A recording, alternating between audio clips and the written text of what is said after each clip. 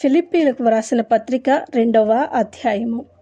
కావున క్రీస్తునందు ఏ హెచ్చరిక అయినను, ప్రేమ వలన ఆదరణ అయినను, ఆత్మయందు ఏ సహవాసమైనను, ఏ దయారసమైనను, వాత్సల్యమైనను ఉన్న ఎడల మీరు ఏక మనస్కులగునట్లుగా ఏక ప్రేమ కలిగి ఏక భావము గలవారుగా ఉండి ఒక్క దాని యందే మనసుంచుచు నా సంతోషమును సంపూర్ణము చేయుడి. కక్ష చేతనైనను వృధాతిశయము చేతనైనను ఏమియూ చేయక వినయమైన మనసు గలవారై ఒకరినొకడు తనకంటే యోగ్యుడని ఎంచుచు మీలో ప్రతివాడును తన సొంత కార్యములను మాత్రమే కాక ఇతరుల కార్యములను కూడా చూడవలెను. క్రీస్తు యేసునకు కలిగిన ఈ మనస్సు మీరును కలిగియుండుడి. ఆయన దేవుని స్వరూపము కలిగిన వాడయుండి దేవునితో సమానముగా ఉండుట విడిచిపెట్టకూడని భాగ్యమని ఎంచుకునలేదు, కానీ మనుష్యుల పోలికగా పుట్టి దాసుని స్వరూపమును ధరించుకుని తన్ను తానే రిక్తునిగా చేసుకునెను. మరియు ఆయన ఆకారమందు మనుష్యుడిగా కనబడి మరణము పొందినంతగా, అనగా శిలువ మరణము పొందినంతగా విధేయత చూపినవాడై తన్ను తాను తగ్గించుకునెను.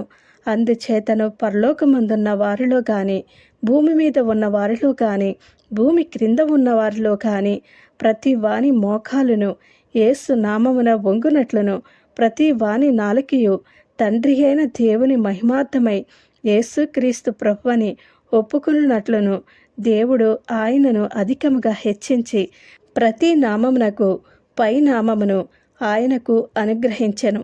కాగా నా ప్రియులారా, మీరెల్లప్పుడూ విధేయులై ఉన్న ప్రకారము నా ఎదుట ఉన్నప్పుడు మాత్రమే గాక మరి ఎక్కువగా నేను మీతో లేని ఈ కాలమందును భయముతోనూ వణకుతోనూ మీ సొంత రక్షణను కొనసాగించుకొనుడి.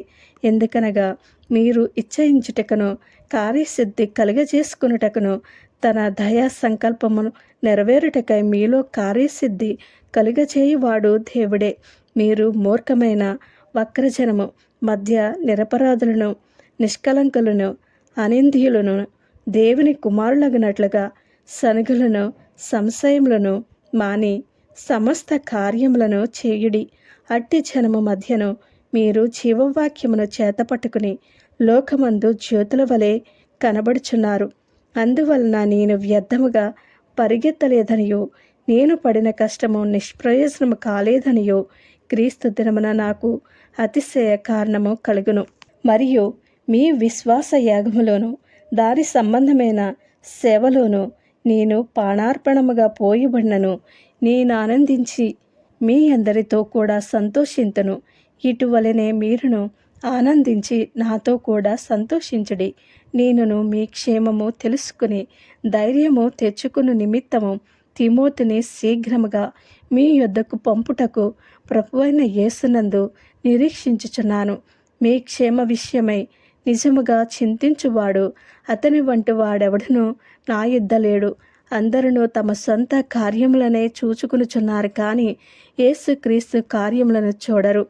అతని యోగ్యత మీరెరుగరుదురు. తండ్రికి కుమారుడు ఎలాగూ సేవ చేయను, అలాగే అతడు నాతో కూడా సువార్త వ్యాపకము నిమిత్తము సేవ చేశాను. కాబట్టి నాకేమి సంభవింపనయ్యున్నదో చూచిన వెంటనే అతనిని పంపవలనని అనుకునుచున్నాను. నేనును శీఘ్రముగా వచ్చేదనని ప్రభువును బట్టి నమ్ముచున్నాను.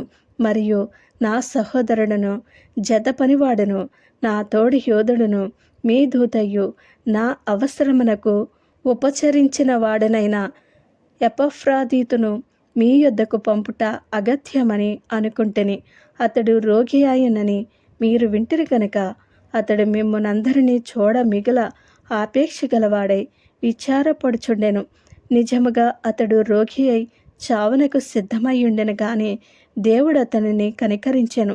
అతని మాత్రమే కాక నాకు దుఃఖము మీద దుఃఖము కలుగకుండుటకై నన్నును కనికరించెను.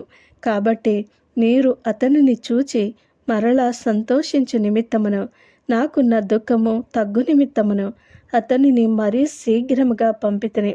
నా ఎడల మీ ఉపచర్యలో ఉన్న కొదువను తీర్చుటకై అతడు తన ప్రాణమునైనను లక్ష్యపెట్టక క్రీస్తు యేసు యొక్క పని నిమిత్తము చావునకు సిద్ధమయ్యుండెను గనుక పూర్ణానందముతో ప్రభువునందు అతనిని చేర్చుకుని అట్టి వారిని గనపరచుడి. ఆమెన్.